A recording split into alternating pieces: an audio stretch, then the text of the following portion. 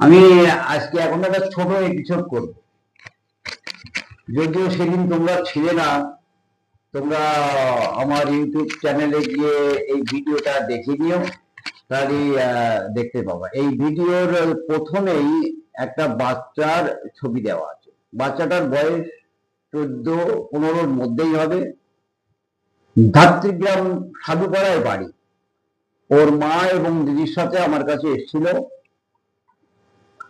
এই রোগীটাকে আমি case record করে মেডিসিন অ্যাপ্লাই করেছি, তো এখনো পরবর্তীতে রেজাল্টটা আমি পাইনি। অর্থাৎ রোগীর পুনরায় এসে আমাকে দেখানোর মতন সময় এখনো হয়নি, যে ওষুধ খাচ্ছে হয়তো বাড়িতে।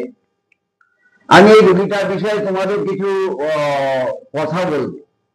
এক, ডিসিমিলিয়ার ট্রিটমেন্ট অর্থাৎ বিষাদিস্য চিকিৎসায় রোগীর কি এবং কেমন ক্ষতি হয়।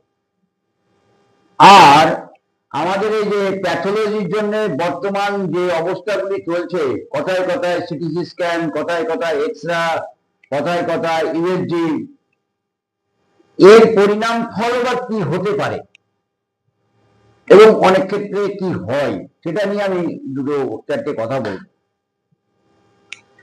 এবার দেখো, এই বাচ্চাটার আমি কেস রেকর্ডে পেলাম, ওর যখন 1.5 বছর পার হয়ে গেছে তখন ওর অল্প অল্প দাঁত বেরোচ্ছে।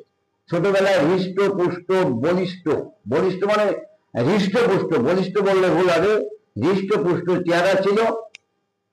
একটা জল ধাতু হাইড্রোজেনাইড কনস্টিটিউশন, ঠান্ডা প্রবণ ছিল এবং শ্লেষ্মা প্রবণ ছিল। সে কথা বলতে দেরি করে শেখে, হাঁটা চলা করতে দেরি করে শেখে, দাঁত ওঠে দেরি করে। এই অবস্থাগুলি ছোটবেলায় ছিল। তার জ্ঞান বুদ্ধির বিকাশ হতেও অনেক দেরি হয়েছিল। তারপরে দেখা গেল গ্রামগঞ্জের পেশেন্ট, তো তারা অনেকদিন ধরে এই পেশেন্টটা চিকিৎসকের কাছে যাওয়া মনে করিনি।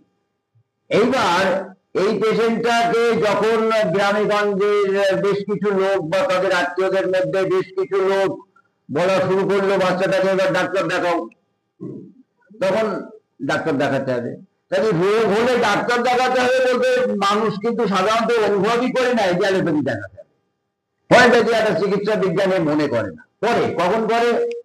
যখন অ্যালোপ্যাথি দেখিয়ে দেখিয়ে আর ক্লিয়ার হয় না তখন মনে করে।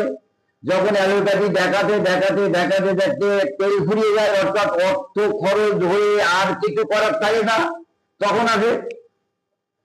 এই দুটো অবস্থায় আমাদের কাছে শেষ অবস্থায় আসে। আসলে আমরা কি পাই? ন্যাচারাল ডিজিজ যেটা থাকে সেটা তো থাকেই, আর তার সাথে কিছু আর্টিফিশিয়াল ডিজিজ যোগ করে নিয়ে আমাদের কাছে একদম চলে আসে। এই ধরনের রোগীগুলি ট্রিটমেন্ট করা কিন্তু খুব কষ্টকর। তাহলে রোগীটার ব্যাপারটা কি বলি। রোগীটা যখন ডাক্তারখানায় নিয়ে যায় এবং পিজি হসপিটালে নিয়ে যায়, তারা তো প্যাথোলজি নির্ভরশীল, তাদের ধর্ম তারা পালন করে। এবার সিটিসি স্ক্যান করে রোগীকে তাৎক্ষণিক সিটিসি স্ক্যান করেছে, এখনো রিপোর্টটা পাওয়া যায়নি, কিছু ওষুধপত্র দিয়ে ছেড়ে গেছে এবং রোগী বাড়িতে আসতে আসতে তার খিচুনি শুরু হয়, রাত্রেবেলায় আবার খিচুনি হয়, পরের দিন আবার খিচুনি হয়। এবার এরকম ভাবে দিনে 2-3 বার করে যখন খিচুনি, অর্থাৎ মৃগীর যেমন খিচুনি হয় মুষ্টিবদ্ধ করে, তেমন খিচুনি হওয়া শুরু করি, তখন আবার সেই রোগীকে নিয়ে চলে গেল। এবার নিয়ে যাওয়ার পরে সেই রোগীকে ট্রিটমেন্ট শুরু হলো। তাহলে কিসের ট্রিটমেন্ট হলো? যে রোগ নিয়ে তারা গেছিল, যে অবস্থাটা নিয়ে গেছিল, তার কিন্তু আর ট্রিটমেন্ট হলো না।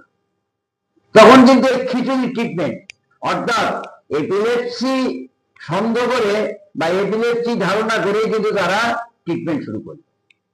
সেই 6 বছর বয়স থেকে 14 বছর বয়স পর্যন্ত সেই নার্ভের ওষুধগুলি বাচ্চাটা খেয়েই যাচ্ছে।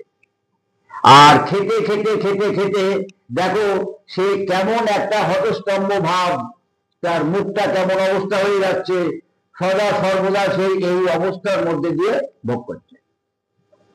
তাই ভাবো, বাচ্চাটার ডিলেড গ্রোথ ছিল, তার বুদ্ধিবৃত্তি ডিলেড ছিল, তার শরীর যন্ত্রের অস্থি পুষ্টি বা অন্যান্য উপাদানগুলি ঠিক বয়সে পুষ্ট হয়নি, সবই মেনে নিলাম।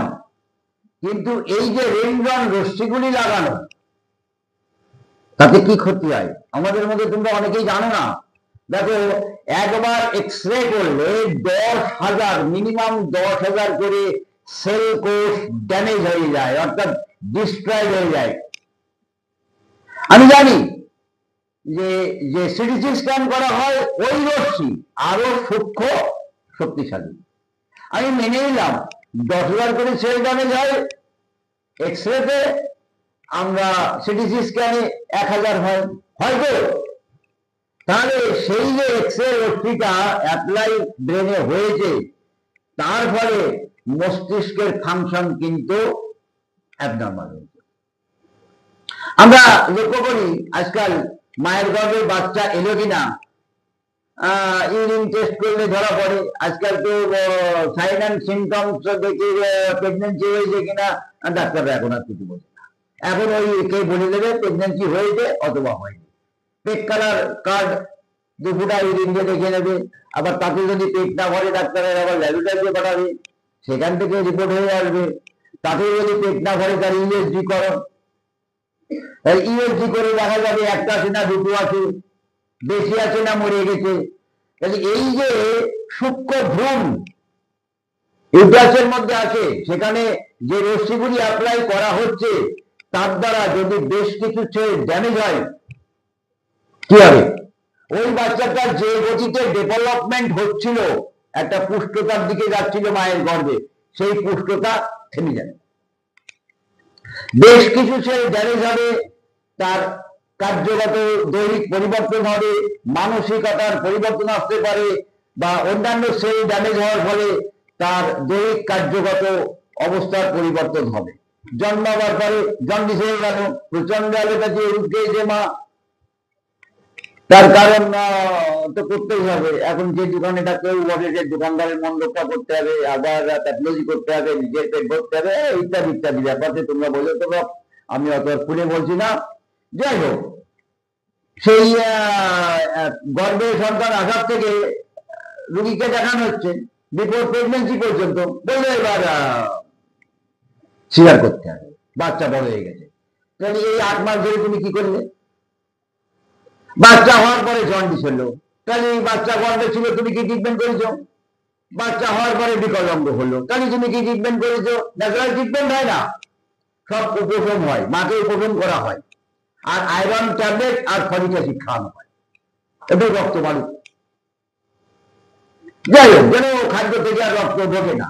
এইভাবে এই রোগীগুলি খারাপের দিকে পৌঁছে যায়, আর এই বাচ্চাটাও ঠিক এইভাবে খারাপের দিকে পৌঁছে গেছে। যদিও আমি এর কেস রেকর্ড করে প্রচন্ড ভাবে জেড এই একটা লক্ষণ পেয়েছিলাম এবং নিদ্রাহীনতা, আমি এর উপরে নির্ভর করে আমি অন্যান্য কোনো লক্ষণ কালেকশন করতে পারিনি বর্তমান। তবে পাস্ট হিস্ট্রিতে যে পেশেন্টটা ক্যারিকেরিয়া কাটছে এটা নিশ্চিত। আমি এমতো অবস্থায় অ্যালোপ্যাথি ওষুধের ক্রিয়া ধ্বংস করার জন্য আর বর্তমান যে মানসিক লক্ষণগুলি আছে তার উপরে নির্ভর করে আমি নাক্স অ্যাপ্লাই করছিলাম। দেখা যাক নাক্সের ক্রিয়া শেষ হলে রোগীর কি উপকার হয় তখন জানতে পারবো, আর তখন পরবর্তীতে তোমাদের এই পেশেন্টটাকে দ্বিতীয় দিন আমি তোমাদের সামনে পেলেই দেখাবো আর কি উপকার হলো জানা যাবে। তাহলে এই পর্যন্তই থাক।